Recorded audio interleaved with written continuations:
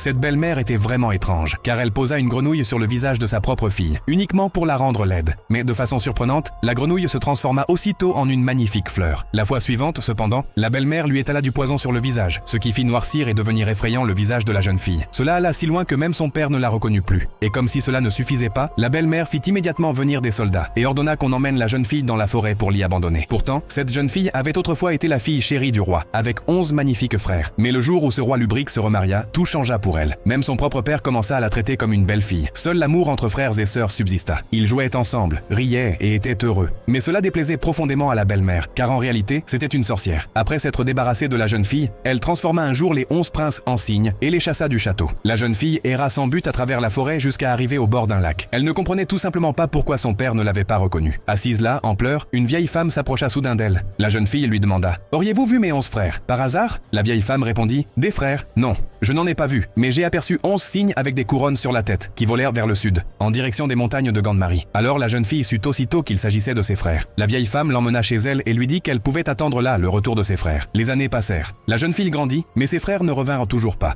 car ils croyaient encore que leur sœur se trouvait au château. Chaque fois qu'ils tentèrent de revenir, la sorcière les en empêchait grâce à un sort. Un jour, alors que la jeune fille errait à nouveau dans la forêt, elle aperçut soudain des cygnes en vol. Elle cria d'une voix forte « Ô cygnes, je suis votre sœur Aïcha !» Les cygnes se posèrent, mais ne la reconnurent pas. Aïcha se souvint alors d'une chose. L'année précédente, elle avait vu un cerf blessé sauter dans un lac mystérieux et en ressortir guéri. Elle décida donc de plonger elle aussi dans ce lac. Et en effet, lorsqu'elle refit surface, elle avait retrouvé son véritable visage. Ses frères la reconnurent enfin. Ils retournèrent ensemble vers cette montagne. À cause du sort de la sorcière, les frères étaient cygnes le jour et redevenaient hommes la nuit. Pour ne plus perdre leur sœur, ils construisirent un grand filet, y installèrent leur sœur et l'emmenèrent partout avec eux. Mais une nuit, alors qu'ils survolèrent la mer, ils aperçurent un rocher mystérieux et s'y posèrent. Sur un arbre était perchée une corneille, qui dit « Je connais le moyen de briser la malédiction de vos frères. » La corneille s'adressa à Aïcha et dit « Dans les montagnes de Gande-Marie pousse une herbe magique. Tu dois en tisser 11 tuniques. Si tu fais porter ces tuniques à tes frères, ils redeviendront hommes pour toujours. Mais il y a une condition. Pendant tout ce temps, tu ne dois ni parler ni regarder qui que ce soit. Sinon tout sera perdu. »